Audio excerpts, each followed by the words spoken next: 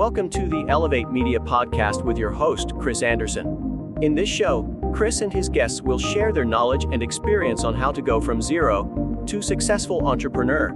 They have built their businesses from scratch and are now ready to give back to those who are just starting. Let's get ready to learn, grow, and elevate our businesses. And now, your host, Chris Anderson. Welcome back to another episode of the Elevate Media Podcast. I am Chris Anderson, your host. Today, we're diving into the world of interviewing. So if you have a podcast and you talk to people on your show, this one's right up your alley. So it doesn't matter if you're a seasoned podcaster, brand new into journalism, or just a video content creator. Mastering the art of interviewing is crucial for creating engaging conversations that captivate your audience. And so I've done over 200 something interviews, probably over 300 something interviews now with the podcast.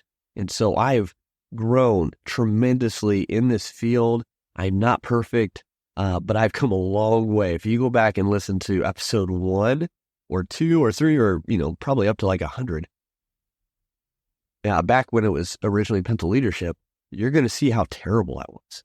I think for the first 10 episodes, I was reading, like I had lists of questions. So I'd have the guests come on.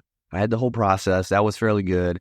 But my interviewing was, hey, welcome to the show. Tell me about yourself. They would tell me.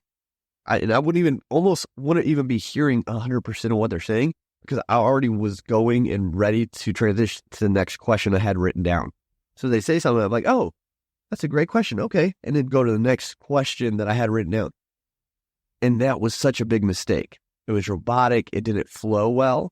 Where now I don't have any pre-questions. I don't do a pre-call. I know enough about the individual that I can start the conversation based around that. And then I listen. And I truly listen to what they say, so then I can hear and ask a question off of that, or dig into something they say better, something that I think you guys would want to listen to. So I don't have any questions ahead of time prepared. So they all come from up here as we're talking and discussing, and as I'm listening to the guest and what they're saying. Because one, it's never going to be the same interview on the show. And it has a more, it's a better conversation. It's just like, because you're not going to have a list of questions if you go hang out with your friends and talk to them about stuff.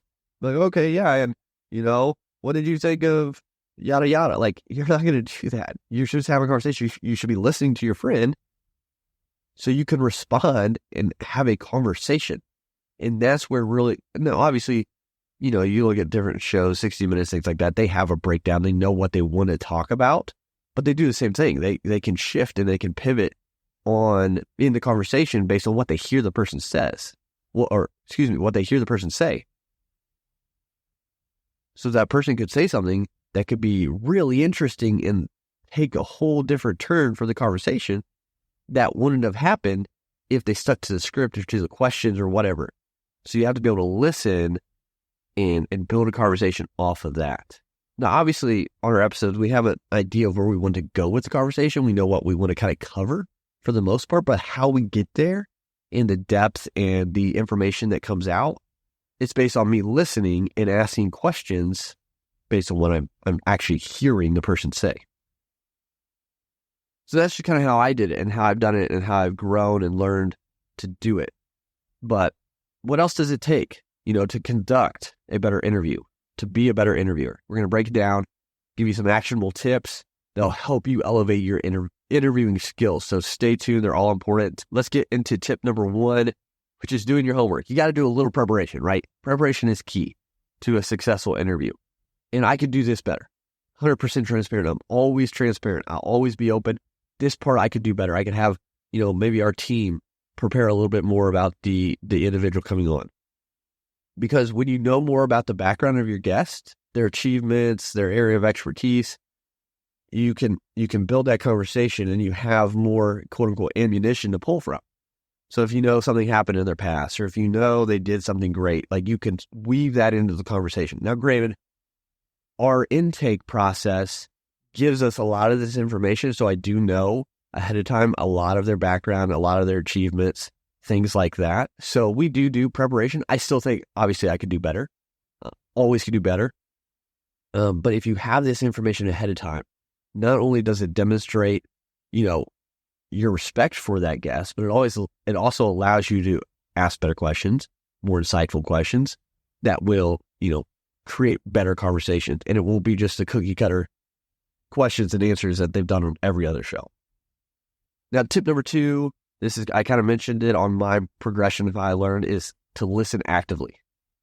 So to be a better interviewer, it's not just about asking questions.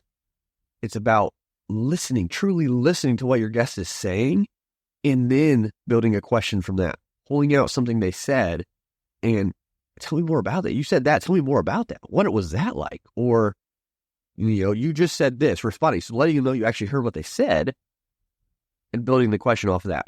So make sure you're keeping eye contact. I've seen some episodes where their guests are talking and they're just like looking down at their phone, even virtually. Like they're looking on their phone, they're looking down at paper constantly. Like it's okay to take notes or to glance at maybe a note you have, but don't be always looking down. Be looking at the camera so your guest knows you're actively listening by watching them. Give responses with your body language, nodding, yeah, gestures, things like that. And then, of course, your questions that follow up based on what they say will show if you're listening. It's great because it shows you're genuinely interested. But if you do that, your guest is going to be more willing to open up and share because they're like, oh, this person's actually listening and cares what I'm saying and is into it. So that's another tip to really think on, is just active listening. And then the next tip number 3, you got to be flexible. Again, like I said, I don't do any prepared questions. I don't do them well. I have an idea of what I want to talk about with the guest, but I am open to being flexible if the conversation goes a whole nother route. And that's important. You can prepare, you can maybe have some outline, some topic ideas that you would like to hit on, but don't be afraid to deviate from that outline based on how your guest is responding, how they're communicating. Some of the most engaging moments in an interview happen spontaneously. So you got to be open to exploring new avenues, new routes, and let the conversation lead you to that next question and point. Let it flow naturally. Tip number 4, try to keep the environment comfortable for the guest, for yourself, whether it's in person or remotely. Just be yourself. Be comfortable. Laid back, calm down, take a breath. And welcome, your guests. Make it welcoming for them. When they first get in the green room or virtually green room or in-person green room, just have small talk. Find out, what they like doing, their hobbies. If you've done a little background, you can say, hey, I saw you ran that marathon. I'm a marathon runner. How did it go? How was it for you? Have some refreshments if you're in person. Make sure your equipment's ready in advance so you're not having distractions.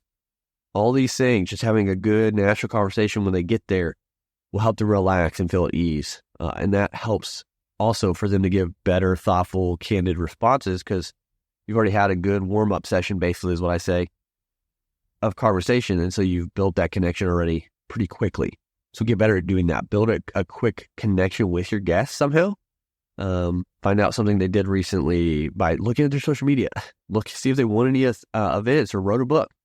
Oh my gosh, I just saw you did that, blah, blah, blah. Build a conversation, build that connection to you two together.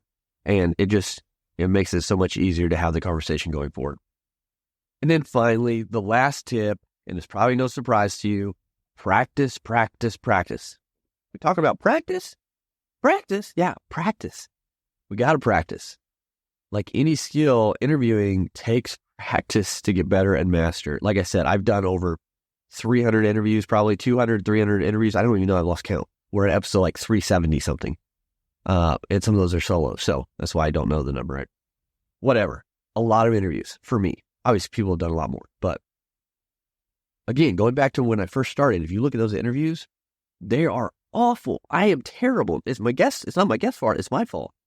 So that gives you hope. If I can start there and get to where I am now, there's so much hope for you because you can do the same thing.